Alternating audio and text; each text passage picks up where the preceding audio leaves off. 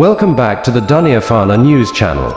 Dear Malaysia, I like to reflect on why, even though I am aware and very sure that the final destination of life's journey in this world is death, the fact is that it is not easy for me to maintain awareness of death in every pulse of my daily life, which is proven if I review my thoughts. Still more proportions are carried away by the dream of this mortal world, which will soon disappear and disappear, rather than the afterlife, which will last forever.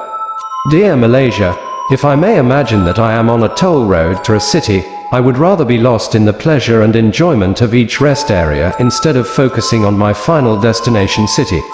Even in this journey of life, my mind is still often lost in thoughts of worldly pleasures and pleasures in every phase of my life, so that consciously or unconsciously, I often make mistakes and sin against God's rules. If I was always aware of Allah, the afterlife and death, of course I would be afraid of making mistakes and sins. So, if I am asked if tomorrow I will die, God will call me home, am I ready and not afraid? To be honest, it is clear that I am afraid and very afraid of death, because I feel that I am not yet ready to have sufficient provisions to take the eternal journey in the afterlife, and also my mind is still often dominated by worldly desires, so that I make many mistakes and sins.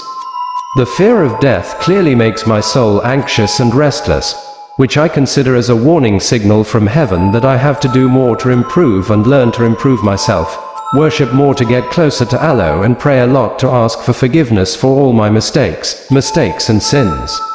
So for the rest of my life, this is a good opportunity to continue to worship and learn to evaluate myself, because several times I have actually been saved from death by Allah.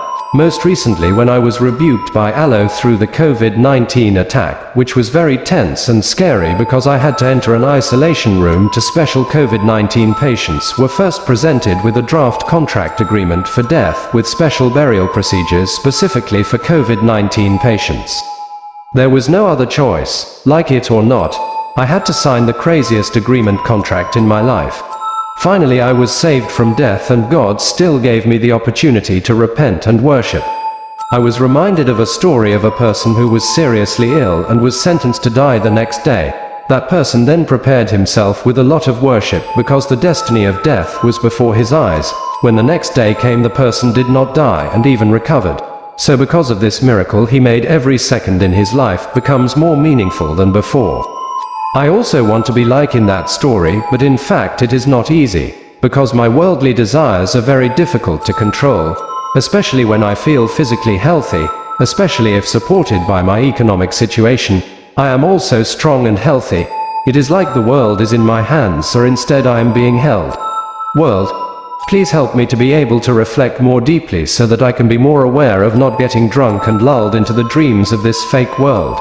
That's the information from the Dunia Fana news channel. Thank you for your attention. Wassalamu alaikum wa rahmatullahi wa barakatuh.